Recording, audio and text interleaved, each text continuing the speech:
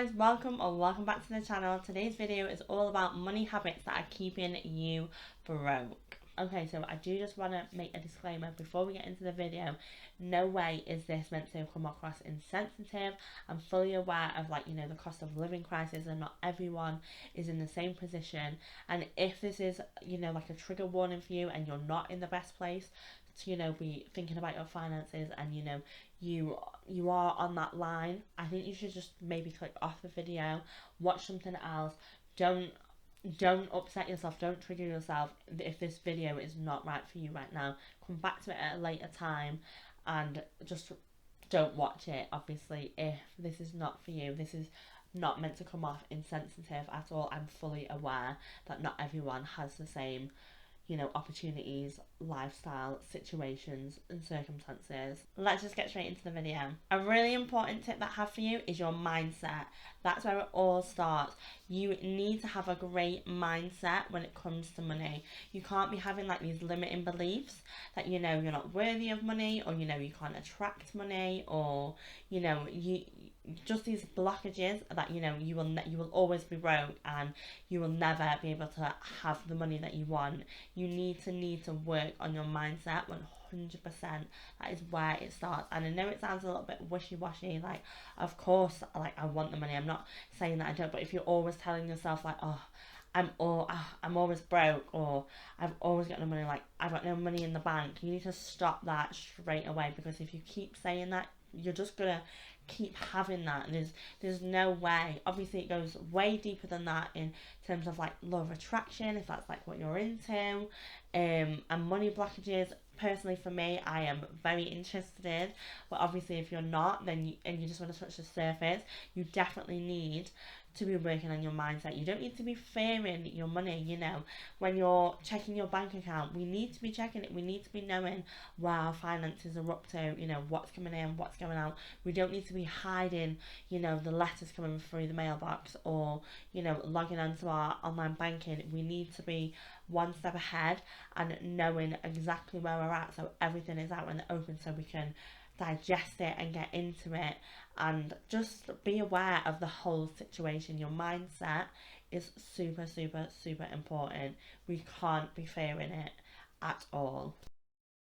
Get creative with your budgeting. You need a budget, so there's many tips and tricks and whatever works best for you, but a really good hack, a really good method is, if you have a salary every month, and if you withdraw that, and you have maybe a binder or set envelopes, and you set your amount for, this is for my rent or mortgage, this is for my car payment, this is for my food, and you set the exact amount that you've set for that month in the envelope. The money's already there, it's spent before it's spent, and you have maybe your social money at the end, and that that's what you have left. Everything is out in the open, everything is there in front of you to see. You're not going to be halfway through the month, where is my money gone, I don't know, it's too much to look through the online banking, in, out, withdrawals, all this. It's there in front of you, it's in the envelopes, if that works for you. Obviously if it doesn't, and you don't want to have all that money out, then spreadsheets, you can just do that monthly as well.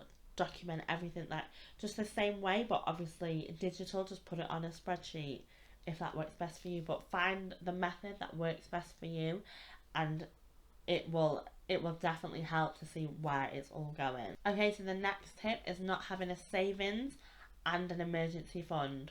And let me just tell you, these two things are two separate things. Your emergency fund is not your saving fund.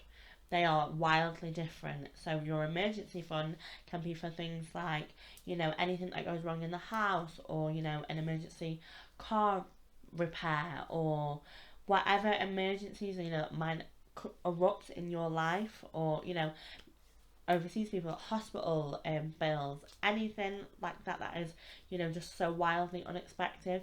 You need to be saving for that separately from your savings. Your savings are different, and again, obviously going back to whatever your goal is, that is your savings, and we don't touch them. A good rule of thumb is to have, I think it's 3 to 6 months worth of your salary in your savings, so if anything was to happen and you couldn't work, maybe you would be covered. Okay, so the next tip is be careful of credit cards. Don't live beyond your means. If you can't afford to pay with it with cash, then you shouldn't really be paying for it on credit card either, because them interest rates are just going to creep round, and you might, think, oh, I can just put it on here, and then the payments come through, and you've lived obviously within your beyond your means, and it's just not a good situation to be in. If I'm not saying never have a credit card or never use them, but use them wisely, use them to your advantage. If there is something that you pay for every month, maybe, your car finance or your food shopping, that you just pay for it and you would have had to pay for it anyway, then do it that way. But then with the money that you would have paid for it, pay that back straight away on your credit card. Just so you're obviously building your good credit file, but you had to pay for it. But don't be excessively spending on that credit card, because then payments will creep back round and you will just be in a worse situation than you were before.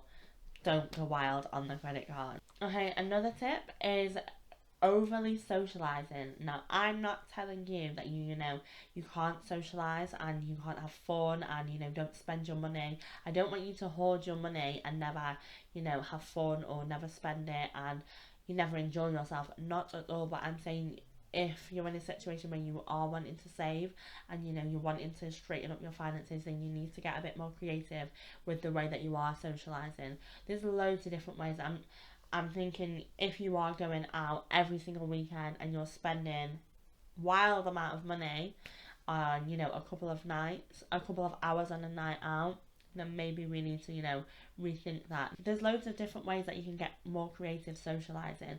You can obviously have home cocktail nights where you all make each other a cocktail and obviously you all have to sample them. You could be 7 drinks in and not have spent half as much as you would have if you would have went on a night out and for them couple of hours.